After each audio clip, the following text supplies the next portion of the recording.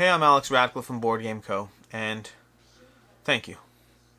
And I mean it. And it's hard for me to properly convey how much I mean it, because every once in a while, when I hit some sort of milestone 10,000 subs, 15,000 subs, 20,000 subs, I get on camera and I say thank you.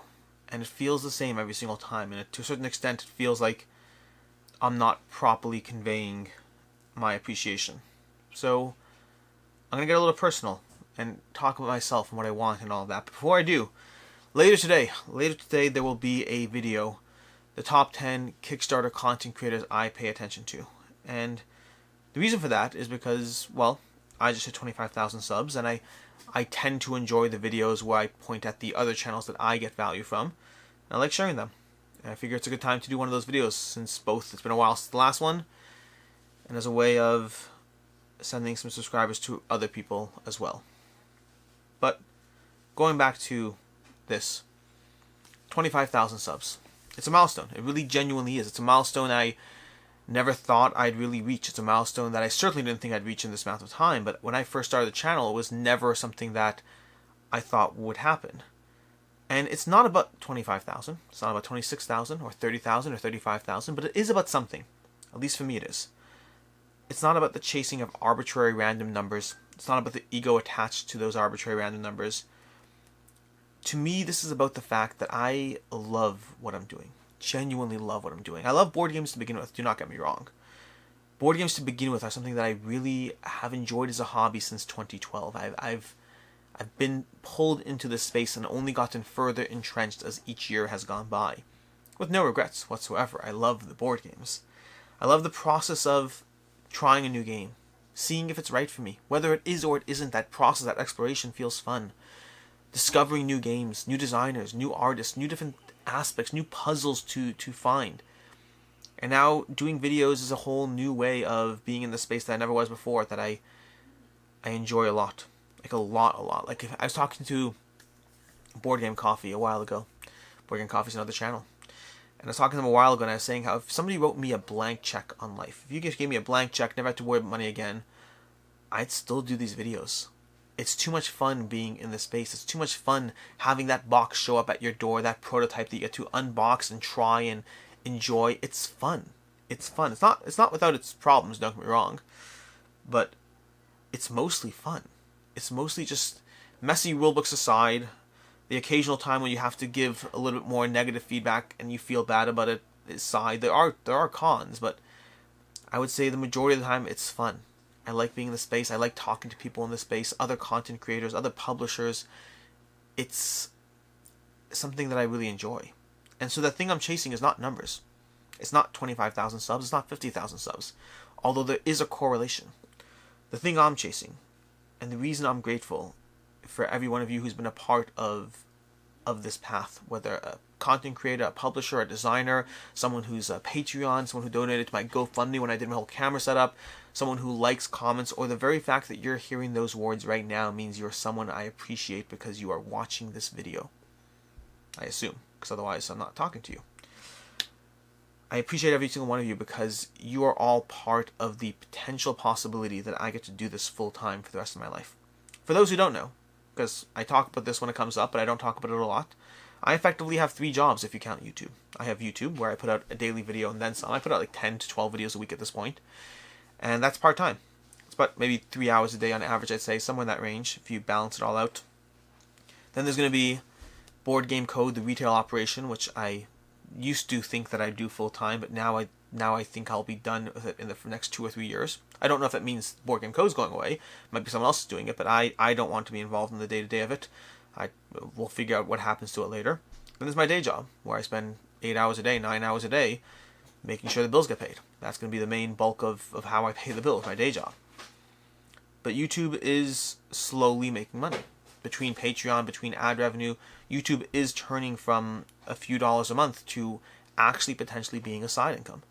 And if things continue to head in the right direction, there is the potential, the strong potential at this point, that it might turn into a full-time income. That I might be able to quit my other jobs and effectively do what I love full-time. Now, I'm a family of 6. We're a family of 6. You've met Rena, probably, maybe, unless this is your first video on the channel, in which case, hi, welcome. But there's Rena, there's Ricky, who you may have seen as well in videos, and then there's our 3 boys. And we're a family of 6, which means feeding a family of 6 in Cleveland, Ohio. So it's gonna take some time. I'm not some single guy who just needs to pay my own bills and doesn't need that much. I need to pay the bills. And I'm not in a rush. Not in a rush at all. I remember Rodney Smith said once about how people often get into content creation and then get frustrated that it's not like taking off the way they want. And he's like, I worked for 8 years before I was able to make it my full-time job. So sometimes you have to sacrifice. Sometimes you have to, again, keep in mind, there's a prize on the other end. Sure, I'm working myself 14, 15 hours a day right now, but there's a reason I'm willing to do that. Because there's a prize that I'm working towards. And that prize is the idea that one day I'll be able to do what I love full time, that I'll be able to do what I love to the exclusion of other things, that it'll be enough to pay the bills. And that context, I think, is helpful for when I say thank you. I mean it. It's not thank you for this artificial number that doesn't matter. It's thank you for being a part of what enables me to potentially do what I love full time for the rest of my life. That's something that I couldn't. I mean, I'm envious of those that get to do what they love full time, and I'm slowly heading that direction, and so I appreciate it. And I figured I'd cover some background, who I am, where I'm from, all that. Nothing I hide. I do Q&As every month or so, and I talk about anything that comes up. If you ask me a question, I will answer it. I don't particularly care, or I will say why I don't answer it, but that hasn't happened yet. But I won't dodge things. I tackle them head on. And as far as my life, I'm Alex Radcliffe from Board Game Co. Well, that's not my life, that's who I am now. I'm Alex Radcliffe, Alexander Sender Radcliffe, more specifically. If you listen to the Quackalo podcast, then you'll hear me called Alexander Sender Radcliffe III, which might make you think that the whole name is a joke, but Alexander Sender Radcliffe is my full name. Alexander is a name from Alexander the Great originally. That's where it originally traces from in terms of being a Jewish name. Basically, he was marching on Jerusalem and he decided not to sack it, and they named their kids Alexander that year in honor of him. And Alexander at one point became a double name. It became a nickname. Sender became a nickname for Alexander, and then at one point it became a double name. So my full name is Alexander, nickname for Alexander Radcliffe. Born in Toronto. I'm one of 6 kids. I have a single sister, she's the oldest, and then 5 brothers. They all still live in Toronto. Most of them married, most of them with kids. Not all of them. I have a bunch of nieces and nephews. Haven't seen them in a year and a half at this point, because COVID. Yay! Then, my parents are in Toronto. I'm the only one who moved away to Cleveland. Growing up, I had a lot of hobbies. Board games are the one that stuck, but I had a lot of hobbies. I loved Guild Wars, the video game. If you haven't played the original Guild Wars, not Guild Wars 2. Guild Wars 2 never did it for me. The original Guild Wars I loved, though. I loved that game. I spent hours in it. Hours, please. I spent hundreds and hundreds of hours in it. It was such a good game.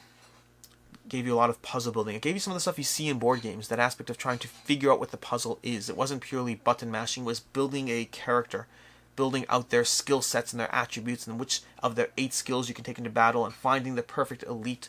Those of you who have played Guild Wars are feeling really nostalgic right about now. Speaking of feeling nostalgic, I do have a video coming at some point of 10 older video games that I love, because I'll just show you screenshots. I'll go on YouTube and show you gameplay while I talk about them, and then you'll feel nostalgic too, because that's a fun feeling. But Guild Wars was a big part of my life growing up. Warhammer was a big part of my life. My brother got us into Warhammer. I was the Empire, Warhammer Fantasy, not 40k.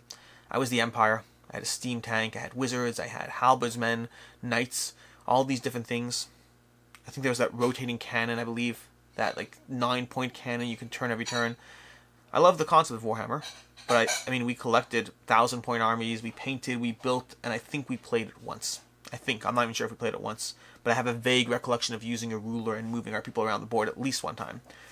One of my brothers was the High Elves, another one was Bretonnian, another one was the Dwarfs, I believe. That's what the 4 of us were. That was a big part of my life for a few years. Then we were into Magic the Gathering for a few years. Magic the Gathering was a big part of our life as well, because we got into it, was it Lorwyn? I think that's the name of the set. With the elves, the fairies, we got into it right around then.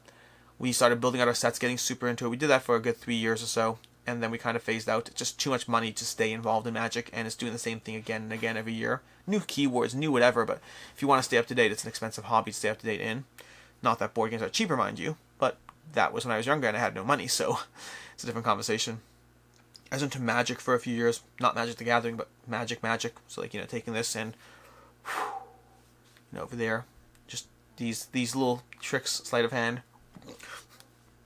all these different things. I was into Magic for a few years, and I spent a good $1,000 in Magic, but then lost it all in a bus. Long story, but effectively that got me out of Magic pretty quickly. I learned how to juggle.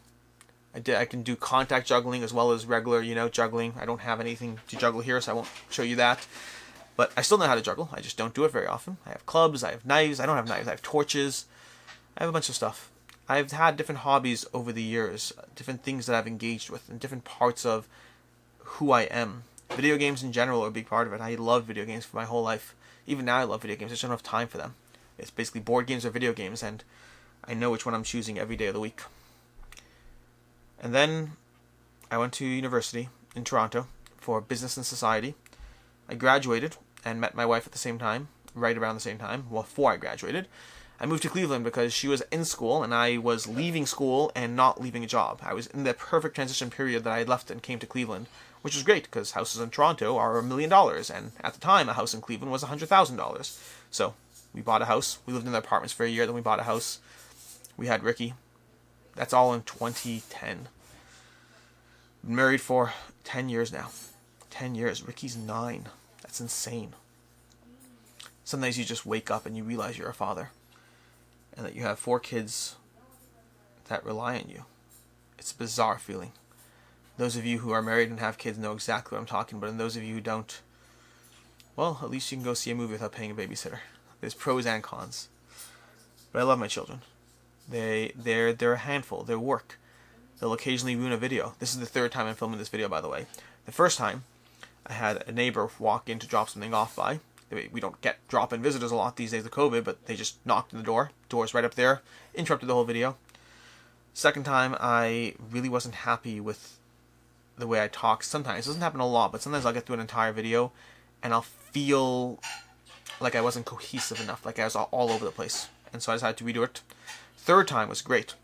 Third time I really liked the whole way I talked and presentation and all that, and then I went to go edit it and realized that Quackalope, Jesse, who was here this weekend and used my camera, set it to manual focus. And so I had a manual focus that wasn't properly focused, and so I was incredibly blurry. These meeple pillows were crisp as anything. That might be the last time I ever used manual focus. I've been here for an hour and a half filming the same video 3 times. It doesn't often happen this way. This does happen. It's rare that it happens this badly. But of course it would. That's okay. I would say, all things considered, I lead a very fortunate life. Wasting an hour and a half on a single video. A video whose entire point is to thank you. To really try to express the fact that the reason 25,000 means so much to me is because it's a reminder to me that I genuinely have the opportunity to do what I love for the rest of my life. I'm not there yet today. It'll take time. But it's something I can actually do. And so I'm grateful to every single one of you. Everyone who's been a part of this journey. Like I said already, to you who comment, to anyone who likes, who watches the Patreons, I'm incredibly grateful to those. The people I've worked with and met.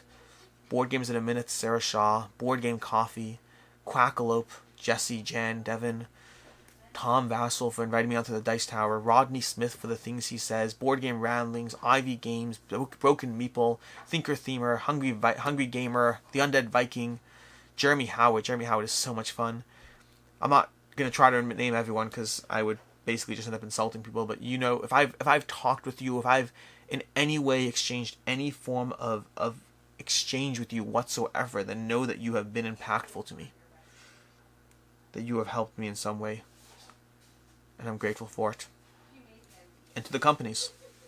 Awaken Realms, Burnt Island Games. Burnt Island Games is I think the first company I really worked with in terms of prototypes and whatnot. Stonemaier Games, Steam Forge, Fantasia Games, that was great. They trusted me. They trusted me with Endless Winter, and I am so glad because I love Endless Winter. There's Lazy Squire Games, Mythic Games, Starling Games, Lucky Duck, Chip Theory, Peacekeeper Games. There's so many different companies that have trusted me with their prototypes, that have trusted me with their games. And I say trust, I mean trust, because after all, I do reviews. I cover the games for better or for worse. I'll talk about what I liked and what I didn't like. And when you're launching a Kickstarter and you have someone who puts up a video and says, well, it was pretty good, it's a 3 out of 5. I didn't like how fiddly this part feels. That's a risk. There's a degree of trust that I really appreciate, that they're willing to continuously send me prototypes knowing full well that I'll talk about what I liked and didn't like. I appreciate that. Because it's a balance. I've always said it's a balance. It's a balance between being audience friendly and publisher friendly, and I try to toe that line. And some publishers will not send me copies of games because they're worried about the line. Understandably, no resentment. I understand it. It's the nature of the game. You're putting a game on Kickstarter. Someone pointing out the flaws of it can certainly impact people backing it. But I that much more appreciate those who are willing to take that risk, who are willing to trust me and help me. And it does help me, because having a prototype does give me the leeway to talk about something, and gives people the attention. They're willing to pay attention now because I have something amongst a certain elite few people who have it. So it helps. It helps with this whole process, and so I appreciate you. If I've said positive things, negative things, middling things about your game, I appreciate the fact that you gave me a chance, and I hope you continue to do so. Hopefully I'll like one of your games. I like most games, the truth is, but most games is not all games, and it's always a risk.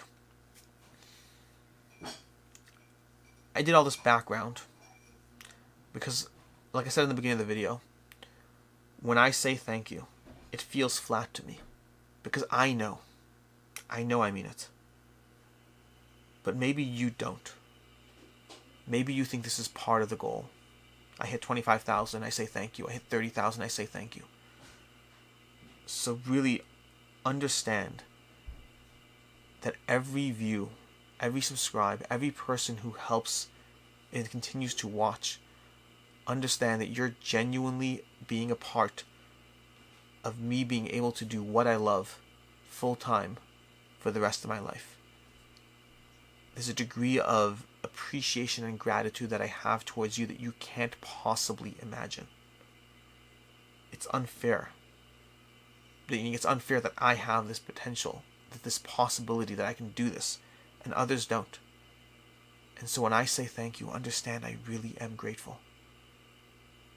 The only way I can truly convey how grateful I am is by showing you what you're giving me. I love board games. I love the space. I love the hobby. I love the people in it. Board games as a hobby enable us to deal with something that is so fun. The intelligent puzzle, the laugh out loud party game, whatever it is that you would particularly enjoy about games, and you combine all that with the being social with people by your side. And solo games. I like solo games too. So yeah, my point is that I mean it. Thank you for helping this channel hit 25,000 subs. And thank you for being a part of my journey. That's basically it. Later today I'll have a video about my top 10 favorite Kickstarter creators. And past that, until next time, I'm Alex Radcliffe, Alexander Sender Radcliffe from Toronto, one of 6, family of 6. And as always, have a good one.